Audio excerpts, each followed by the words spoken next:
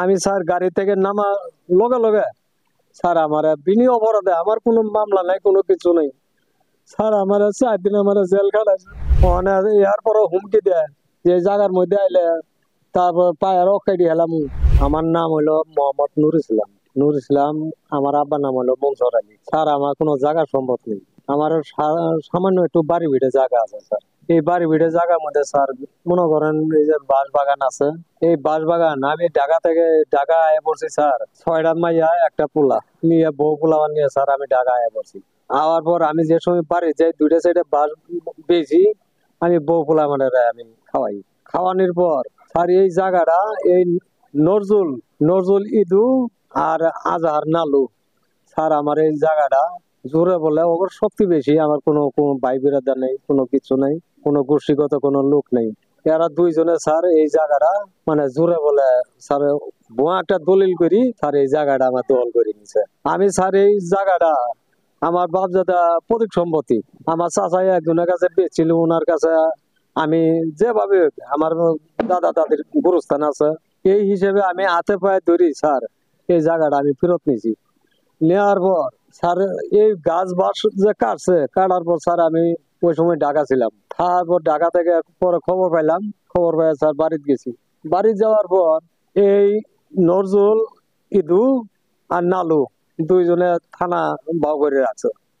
আমি স্যার গাড়ি থেকে নামা লগে লগে স্যার আমার বিনি অপরাধে আমার কোনো মামলা নাই, কোনো কিছু নেই স্যার। আমার 4 দিন আমার জেল খাটাইছে এই সাতটার সিগনেচার দিয়ে।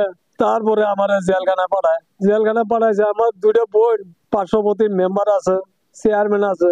তারপর আমার এই চেয়ারম্যানের কাছে আমার 2টা বোন গেছে, তারপরে মেম্বারের কাছে গেছে। যাওয়ার পর স্যার কত ইগুজ করছে আমারে স্যার, কোনোভাবে আর থানা থেকে ছাড়ে নেই। পরে 4 দিন আমার জেল খাটাইলো। জেল খাটানোর পর পরে বাড়িতে গেছি। যাওয়ার পর স্যার এখানে কি করবো আমি, পরে এইভাবে থাকলাম। তারপর স্যার আমি কারণে আমার এত বড় ক্ষতি করছে স্যার, আমি কাউরে আমি গালাগালি করিনি। কপাল মন্দ, আমার নাড়ি জোর নাই, কিছু নাই। ওখানে এরপরও হুমকি দেয় যে এই জায়গার মধ্যে আইলে তারপর পায়ের অকাইডি হেলাম।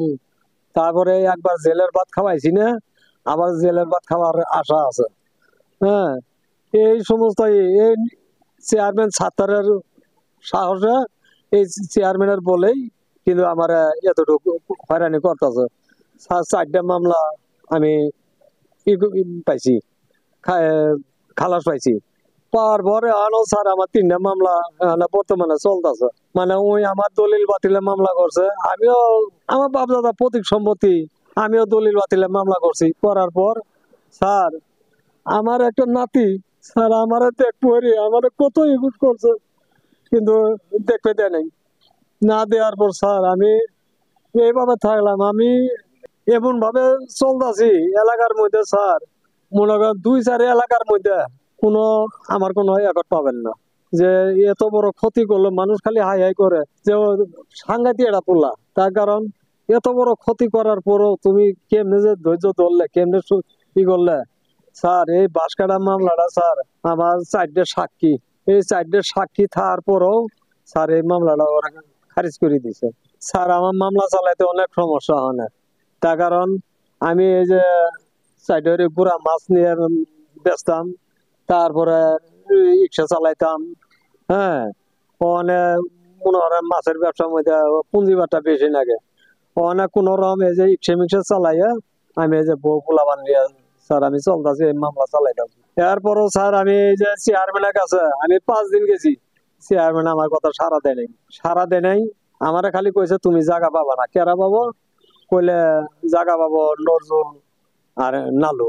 এরপরও স্যার আমি থানায় গেছি, থানায় যাওয়ার পরও আমার থানায় কোনো অভিযোগ নেই নাই। না নেওয়ার পর স্যার আমি এই অবস্থায় আনা বর্তমানে আছি। আমি স্যার পারি না, ওরা মনে করেন নারীর শক্তি বেশি। ওরা মনে করেন এমনও নারীর শক্তি বেশি।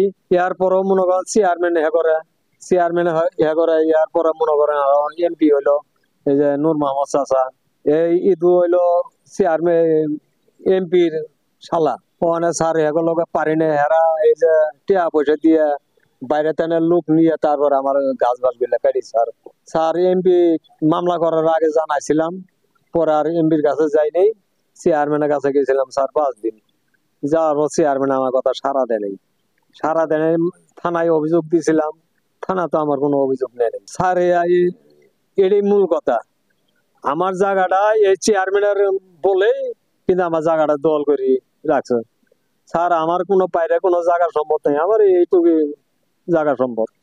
স্যার আমি মনে করেন থানা তো কোনো বিচার পাইনি, এই এলাকার চেয়ারম্যানের কাছে কোনো বিচার পাইনি স্যার। আমি এটা মানে আমার জীবনের নিরাপত্তার জন্য আমি কোর্টে আশ্রয় নিছি স্যার। আমরা ওরও অনুরোধ করি কই আমার সূক্ষ্ম একটা বিচার করে দিবেন, যেন আমার এই জায়গাটা আমার দাদা দাদির গুরুস্থান আছে, যেন আমি বউ পোলাপান নিয়ে ঢাকা থেকে যাই আমি যেন সুন্দরভাবে আমি দিন কাটাতে পারি।